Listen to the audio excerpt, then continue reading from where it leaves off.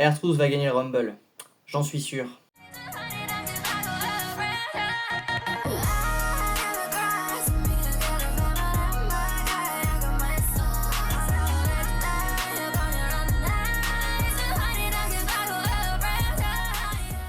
Yo les fans de catch, j'espère que vous allez bien, personnellement ça va super. On se retrouve pour la preview du Royal Rumble 2026 qui, je le rappelle, aura lieu à Riyad. On a 4 matchs au programme dont les 2 Royal Rumble matchs, et donc on est directement parti pour le premier Royal Rumble.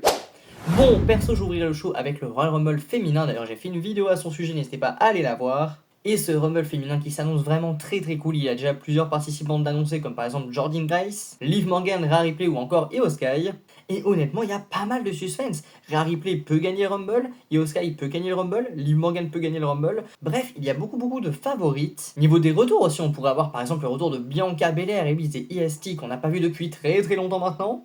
Et donc ce serait le retour parfait, voilà, revenir au Rumble, pourquoi pas même le gagner, on en parlera après pour les pronostics, mais voilà, ce serait vraiment très cool d'avoir une Bianca Belair qui revient au Rumble, franchement la pop serait dantesque. Alors bon, dans ma vidéo Fantasy Booking, j'avais aussi évoqué le nom de Paige, et oui, Paige qui pourrait pourquoi pas revenir au Royal Rumble, ce serait génial, ça ferait encore une pop de zinzin, clairement, hein, Paige qu'on n'a pas vu depuis plus de 10 ans à la WWE, et donc ce serait génial. Alors plus de 10 ans sur le ring, je préfère le préciser, mais voilà, ce serait génial, franchement, ce serait un retour parfait. Après bon, est-ce qu'elle en a envie? Est-ce que la WWE en a envie? Ça c'est une autre question. Donc bon, il y a quand même pas mal de suspense dans ce Rumble, donc bon, très compliqué de faire ses pronostics, mais si je devais sélectionner 3 catcheuses qui auraient plus de chances de remporter ce Rumble, ce serait déjà Liv Morgan, et Liv Morgan qui est revenue il y a quelques mois, et qui pourrait pourquoi pas affronter Stephanie Baker, ou même Raquel Rodriguez, si Raquel Rodriguez donc chope le titre à Stephanie Baker. Donc on a justement Bianca Belair qui pourrait faire son retour, à l'image d'une Charlotte Flair de l'année passée qui a fait son retour et qui a gagné le Rumble, et bah là ce serait génialissime de faire la même chose. Et on a pourquoi pas soit Io Sky, soit Rhea Ripley, je mets les deux dans la même personne,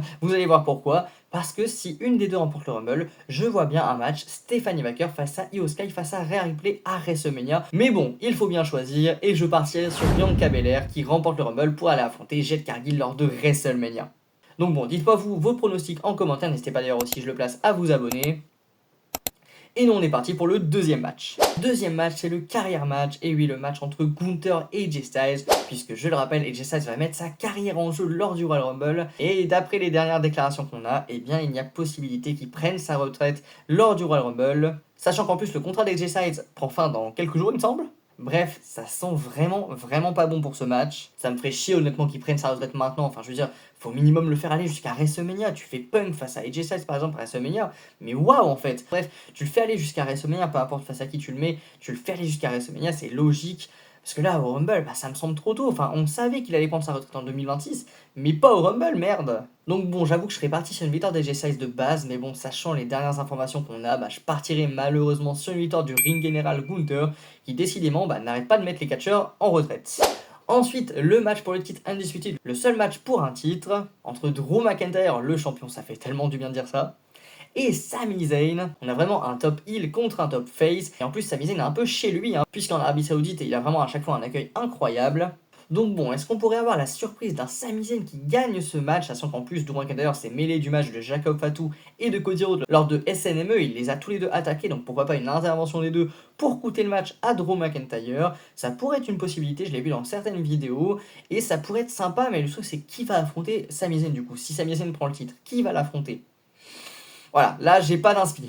Après, si vous avez des idées, dites-moi en commentaire, mais j'avoue que moi je vois pas l'intérêt de faire gagner en plus Sami Zayn, sachant que Drew McIntyre n'a gagné le titre il y a qu'un mois, donc ce serait horrible de le faire perdre dès le Rumble. Donc bon, sachant que ce serait quand même sympa d'avoir un triple menace, même sans titre, je vois bien quand même Drew McIntyre conservé pour aller sur ce triple menace Jacob Fatu, Drew McIntyre, Cody Rhodes pour le titre Undisputed. Et enfin le Royal Rumble masculin, le Royal Rumble match masculin, là encore vraiment qui va être génial, je suis trop hype vraiment, ça va être génialissime. Je pense qu'ils vont clôturer le show par ce Rumble, et honnêtement pareil, là niveau des pronostics ça va être très compliqué, encore plus je crois que pour le Rumble féminin, parce que on a du Braun Breaker, on a du Roman Reigns, on a du Jacob Fatu, du Cody Rhodes. Bref, on a énormément de favoris possibles, mais je partirai plus sur une victoire de Braun Breaker. Et oui, je vois bien un Braun Breaker face à CM Punk, ou pourquoi pas un Braun Breaker face à CM Punk face à Roman Reigns lors de WrestleMania. Et puis bon, niveau des surprises, je vois bien potentiellement un Chris Jericho, et oui, Chris Jericho qui pourrait faire son retour, ce serait génialissime, là encore la pop serait dantesque. Et après j'avais mis dans ma vidéo Fantasy Booking Seth Rollins, mais bon ça c'est un peu du rêve, voilà, j'y crois pas vraiment,